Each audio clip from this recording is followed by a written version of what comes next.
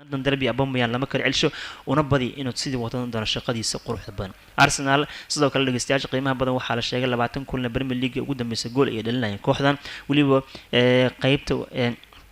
waliba waxaa la sheegay inay 32 gool dhasheen qaybtii labaad ciyaarta ugu dambeysay taas oo ka dhigan markii inay yihiin kooxda goolasha ugu badan dhaliyaan markii la joogo second half ama qaybta labaad 32 gool waa aad u fiican yihiin sidoo kale Tottenham kaliya 28 gool dhaliya markii la joogo awayga xilli ciyaareedkan Arsenal waxay dhaliyaan 22 gool marka Arsenal oo away gool laga ma celin kare West Ham ay marka dhibcaha iska dhiimaan sidee u badan tahay Arsenal guusha qaadan doonto su'aashii koowaad dhageystayaashan weydiinaya soo jawaabaan fiirin doonaa West Ham xilli ciyaareedkan waxaan dhaanay guulaha ay gaareen iyo guul darrada ku dhacday waxa badan guul darrada saaxiibada waa u qashay marka imise jara West Ham laga badiyay 9 ciyaarada West Ham laga badiyay waxaan fiirin doonaa qofkii ugu horeeyay soo jawaabay 9 guul darro dhaha iyadoo dabcan ay su'aal aan isla dhageystayaasha way ka jawaabi karaan markii ay kalendarka fiiriyaan sidee ee garoonka soo gali doona inay caawin karaan waxaan u baahanahay si wada jir inaan u shaqeyno West Ham waxay tigsan kartaa inay ka mid noqoto kooxaha 10 ugu sareeya horyaalka waa hadii aan qaybta labaad horyaalka si fiican u ciyaarno waa aragtida uu qabo Manuel Pellegrini oo kooxdiisa marxaladii adkeed bilowga xilli ciyaareedkan ka soo gudubtay Arsenal head coachkeeda Unai Emery wuxuu yiraahday waxaan u maleynayaa West Ham United horumar fiican inay sameynayaan bal ila fiiriyo ciyaartoyda tayada wanaagsan ay haystaan sida Anderson oo kale Arnautovic qof kastoo jooga ciyaaryahan tayo wanaagsan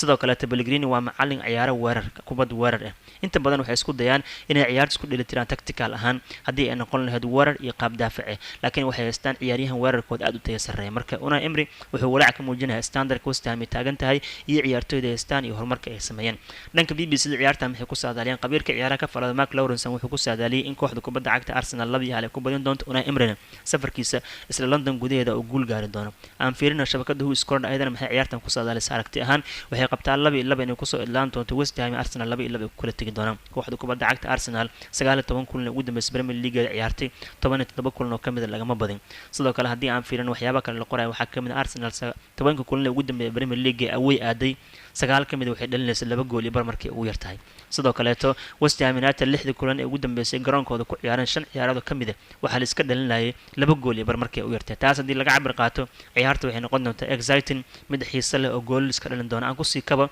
6 ciyaar ugu dambeysay West Ham garoonkooda ku ciyaareen 5 ciyaarood ugu dambeysay kamid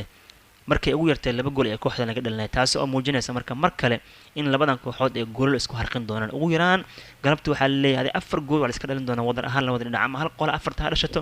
ama hal qaybsado laakiin aragti aan waxa la qabaa West Ham Arsenal noqon doonto ciyaar madadaalo badan oo gool isku harqin doona match facts xaqiiqooyinka hadii aan sida sii wadno 22 ciyaar Premier League ugu dambeeyay West Ham Arsenal la ciyaareen hal gool kaliya sheegtaan 16 kamid waa laga badiyay 4 barbardhac ku dhamaatay halkooda goolna waa guushii caankeed August 2015 ee Emirates ku soo gaareen Gunners ka dhageystayaasha qiimaha badan 12 kulan ugu dambeeyay safar ay ku aadeen West Ham dhammaan tartamada kala duwan wax gool daraamaysan la kulmay 8 gool iyo 3 barbara Arsenal West Ham u safarayso laga badanayo waxa ugu dambeysay November 2016 markaas ay ku ciyaari jireen garoonkii qadiimiga Upton Park Unai Emery guushiisii ugu horeysay waxay u ahayd ciyaartii hore oo kulankan West Ham wajahay waxay u ahayd first fixture oo competitive this season xilli ciyaareedkan kulanka ugu horeeyay